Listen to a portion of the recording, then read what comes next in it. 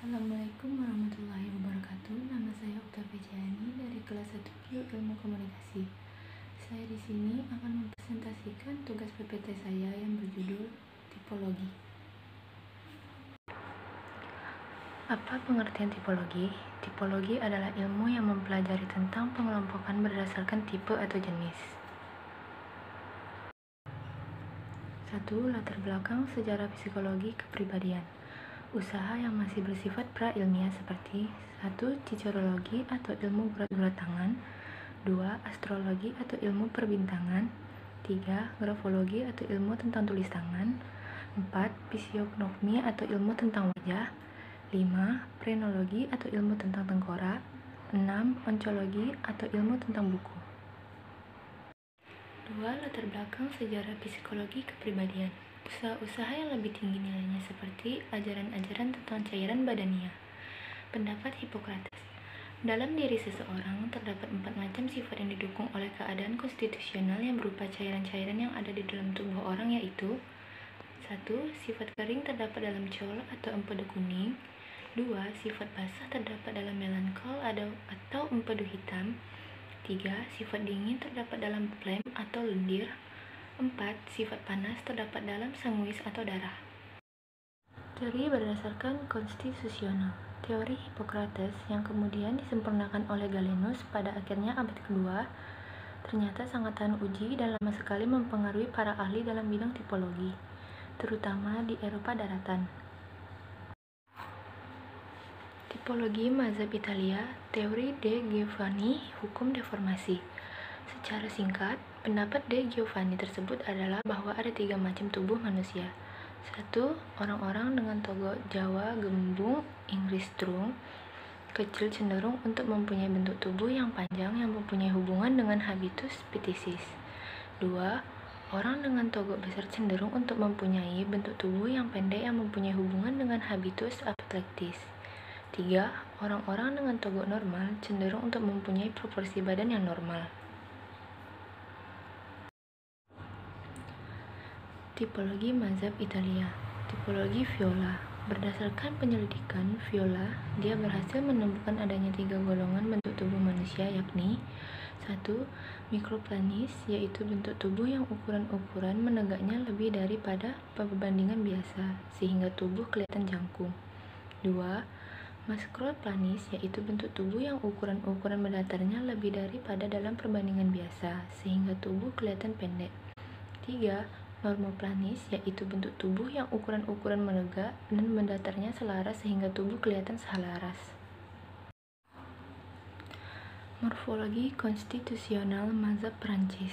Dalam mengadakan penggolongan-golongan manusia atas dasar keadaan jasmaniahnya, kategori yang dipakainya sebagian dasar ialah dominasi sesuatu fungsi fisiologi di dalam pertumbuhan organisme. Digolongkan menjadi 4 macam, yaitu 1.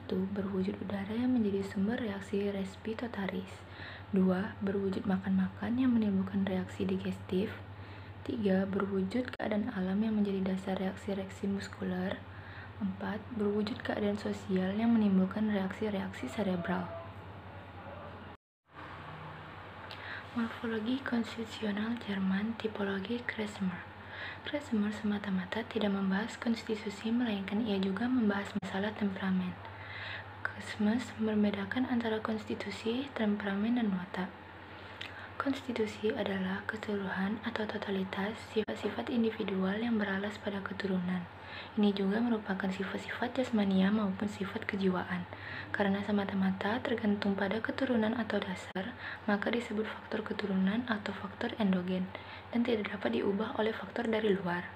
Kedua, temperamen adalah bagian daripada kejiwaan yang agaknya dengan melalui darah secara kimiawi mempunyai korelasi dengan aspek jasmania. Dengan kata lain, temperamen adalah konstitusi kejiwaan.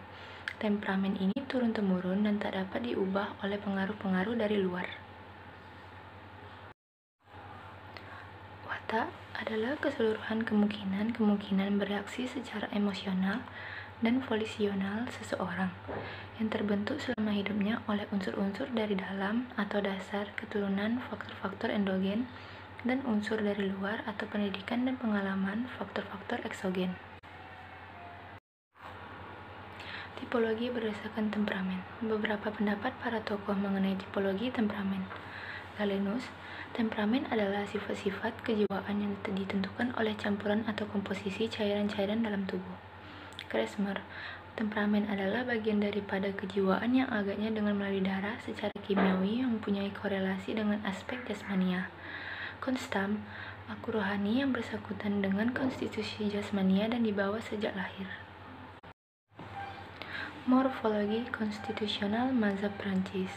Plato membagi tipologi menjadi 3 bagian, diantaranya pikiran atau logos yang berkedudukan di kepala, kemauan atau tumos yang berkedudukan di dada dan hasrat, epitumit berkedudukan di perut. Menurut Plato, pikiran juga merupakan sumber kebijaksanaan, kemauan adalah sumber keberanian, dan perasaan yang dimiliki oleh individu merupakan sumber kekuatan hawa nafsu bagi manusia yang bersangkutan. Masing-masing unsur tersebut menentukan sifat kepribadian pada individu. Mazhab Prancis. Tipologi Querent menyusun tipologi atas dasar dominasi daya-daya jiwa, yaitu daya-daya kognitif, afektif, dan konotif. Tipologi Malapert.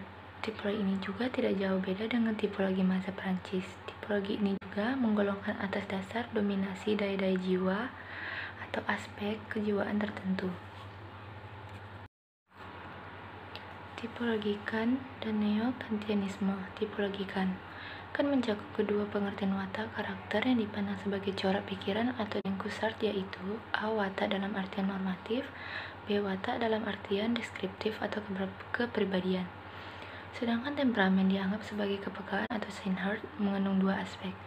1. Aspek fisiologis, yaitu konstitusi tubuh kompleks atau susunan cairan-cairan jasmania. 2. Aspek psikologis atau kecenderungan kejiwaan yang disebabkan oleh komposisi darah. Selanjutnya, aspek psikologis ini terdiri dari 2 macam temperamen, yaitu A. Temperamen perasaan meliputi sanguinis atau orang dengan darah ringan, dan melankolis atau orang dengan darah berat. B. Temperamen kegiatan meliputi korealis atau orang dengan panas, dan pragmatis atau orang dengan darah dingin. Tipologi Kant dan Neo-Kantianisme. Tipologi Neo-Kantianisme. Salah seorang neo-kantianis yang terkenal adalah Ansel Harns. Karyanya dalam lapangan psikologi kepribadian adalah Karakterbildung 1908. Ia mengemukakan adanya 2 aspek watak, yaitu A. Aspek formal yang mencakup konsekuen yang menggambarkan keseragaman, tindakan-tindakan, kekuatan atau kemauan, keuletan dan kebebasan. B. Aspek material, yaitu arah daripada kemauan, atau lebih jelasnya arah tindakan, apakah arah tindakan itu baik atau buruk. Contoh kasus kehidupan sehari-hari terbagi menjadi 4: korealis, melankolis, pragmatis, sanguinis. 1. Koralis. Kepribadian pertama yang disebutkan dalam teori Hippocrates Galenus adalah koleris. Koleris dikenal sebagai tipe kepribadian yang memiliki semangat dan selalu optimis. Selain itu, sifat tersebut juga disertai dengan keras kepala hingga mudah marah. Sisi negatif dari sifat koleris ini adalah sifatnya yang tidak sabaran dan menyukai keributan hingga pertengkaran yang berujung perkelahian. Intinya, karakter koleris adalah tipe yang memiliki semangat tinggi serta emosi yang meledak-ledak.